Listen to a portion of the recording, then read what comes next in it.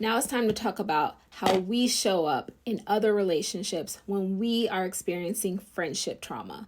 And I know this might be very difficult to hear and extremely hard to look at it. I had to look at this myself as far as my behaviors in other friendships because of my friendship trauma. But it's important to know how we show up in other relationships so that we can identify when we're not operating at our highest level and that we still have some healing to do. One way we show up in other relationships is when we get disappointed, we disappear. And that's a really hard one to look at, especially when you know you don't like experiencing someone having hot and cold behavior towards you or punishing you with distance in a friendship. But then how it results in us showing up in other relationships is disappearing when we feel disappointed. So that's something to look at and pay attention to. Emotional dysregulation is another byproduct of the experience of friendship trauma.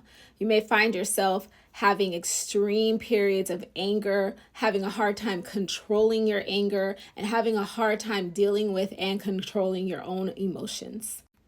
You put high demands on other people to take care of your feelings, such as expecting people to include you in everything they do or give you an explanation when they don't.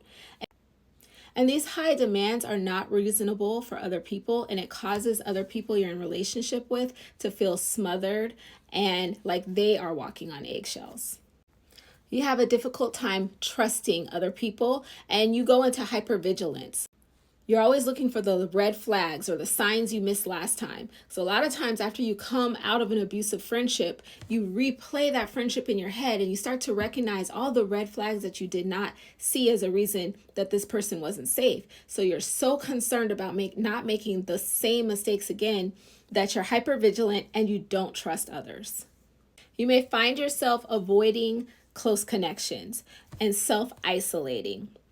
You avoid situations where there may be social interactions because you're afraid to develop close connections with people again because of fear that you're going to be hurt when a relationship becomes close or fear of abandonment. You have extreme reactions to perceived slights. This is huge, and I just had to make an amends with a friend recently about this, something really small that they did. And my reaction was totally disproportionate to what happened. It was really an opportunity for me to talk to that friend and express my boundaries with them, but I took it all the way too far. And this is something that you can see show up in your other relationships when you've experienced some sort of friendship trauma. You may also even notice an increase of people-pleasing behaviors that come because of your fear of being abandoned by your other and new relationships. And finally, you find yourself vilifying people. After struggling to keep a friendship right size, you snap. You go into destruction mode and you write them off as a bad person. This is how you deal with your emotions that you're having a hard time regulating and you're having a hard time figuring out how to keep a friendship right size.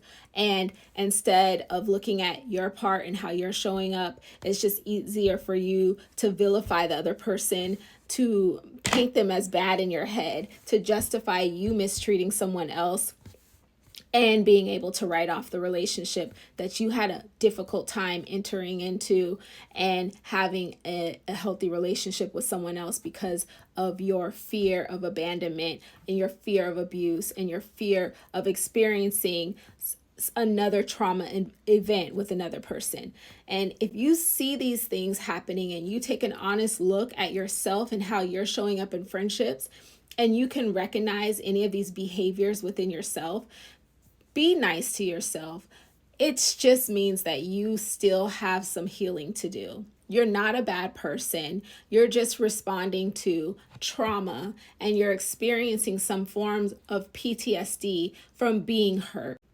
I know it could be really difficult sometimes to look at our own behaviors, especially when our behaviors cause harm to other people. All it means is you have some healing to do and that you can go and seek out help for the past hurts that you've experienced so that you can have healthy relationships in the future, because you deserve to have healthy relationships and feel safe in your friendships.